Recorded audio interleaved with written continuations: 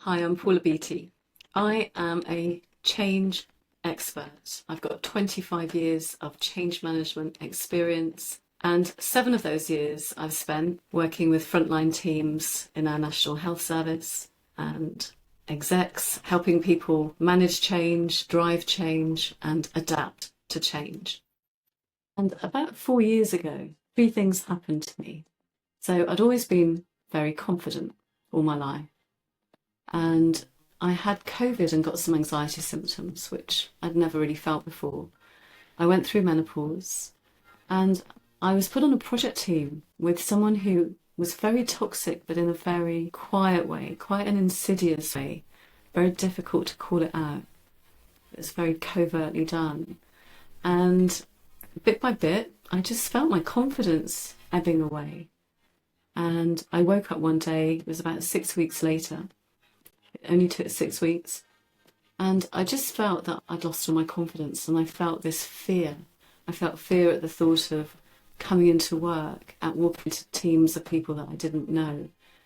It never hit me before, but the first time in my life, I realised what a real lack of confidence felt like. And I got a coach, I researched, I read, I watched podcasts, I did a whole load of things. And I was just determined to get myself back to where I was, who I was. And then over about 6 months, all the things that I had put into place, I tested and experimented with my change background. I'm very big on experiments and seeing what worked. And I realised the things that worked really well, and I got back to who I was. And then I looked around me at the hospital that I was in, and I realised that there were a lot of people like me who weren't feeling confident. There were nurses with 40 years of experience, there were junior doctors, there were execs, there were middle managers, they were everywhere. People who were just saying to me that they were lacking in confidence.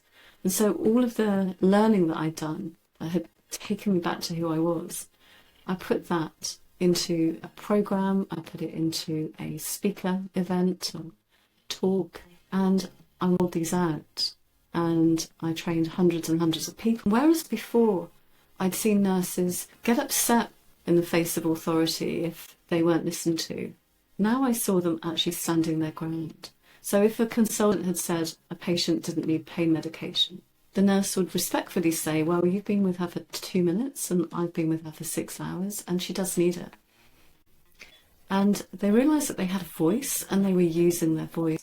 Nurses were advocating for patients in the face of a greater authority. Confidence was a really huge unlock for people reaching their full potential and for an organisation that was able to best use people. And people were stepping up for opportunities and promotions that perhaps they wouldn't have done before.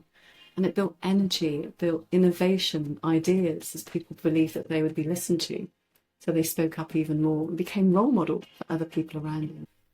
And I think confidence builds diversity. It's a huge asset in an organisation to have confident employees. And so that's what I did. In November 2024, I decided to set up my company, which is called Inspire Confidence. And that is what I do. I go into organisations and I do 3 things. I coach in terms of confidence with individuals. I design and run training programs to help people become more confident. But the thing that I'm really excited about is that I train leaders on how to help other people become confident around them, especially if they have people in their team who aren't feeling too confident. I show them how to best support them without creating dependency. How can we support someone? How do we give feedback to someone who isn't feeling that confident? Because it will be in a different way to someone who is. How do we do that without damaging their sense of worth and their self-esteem? So that's what I do. I go into organisations and I see the difference it makes. I see the impact it makes. I've been working with a global bank and they have 18,000 people that we are looking at rolling this program out to, that we've been designing and working on together.